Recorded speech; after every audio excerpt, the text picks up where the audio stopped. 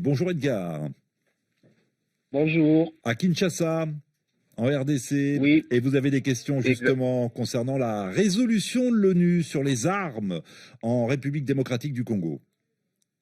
exactement. Le Conseil de sécurité de l'ONU a décidé de reconduire son régime d'embargo sur les armes en République démocratique du Congo jusqu'au 1er juillet 2023.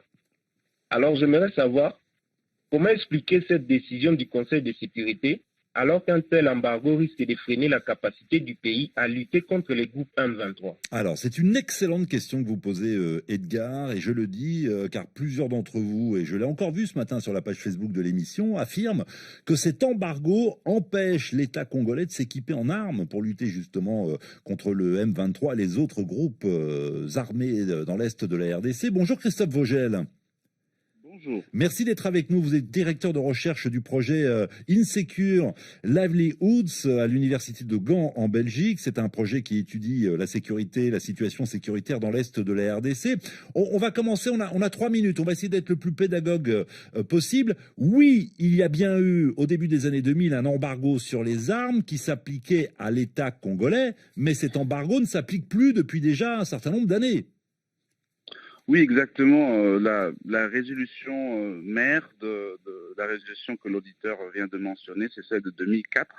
Donc, elle est basée, en fait, c'est une séquence de résolutions annuelles qui définissent le régime de sanctions. Et ce régime est un régime partiel. Donc, ça veut dire pour les acteurs non étatiques, notamment les groupes armés, il est interdit et illégal de se procurer des armes et des munitions lorsque l'État congolais a tout à fait ou jouit de ses pleins droits de acheter du matériel militaire avec comme unique condition que c'est les vendeurs, donc l'État vendeur ou la société vendeur, Oui. qui doit notifier le Conseil de sécurité lorsque une telle transaction se fait. Donc il n'y a pas d'embargo qui empêcherait la RDC de doter en armes et munitions ses forces de sécurité. Oui, l'embargo vise spécifiquement les groupes armés qui sévissent dans l'est du pays.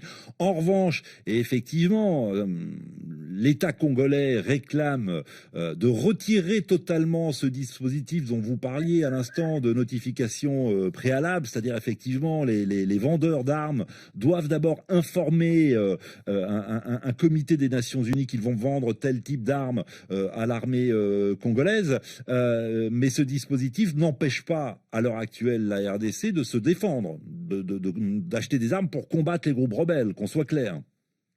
Non, pas du tout. Pas du tout.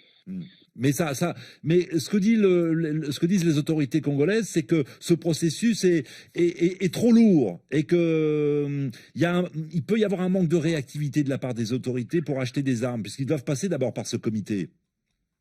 Alors ce processus, tout ce qu'il fait, il peut éventuellement décourager les vendeurs de vendre à la RDC parce que justement, il y a des questions de réputation, il y a des questions de rapportage qui doivent se faire du côté des vendeurs.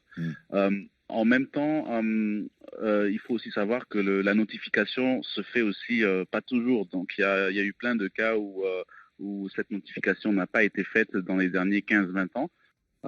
Et donc la question entre voilà la partie juridique et la réalité sur terrain reste aussi à poser.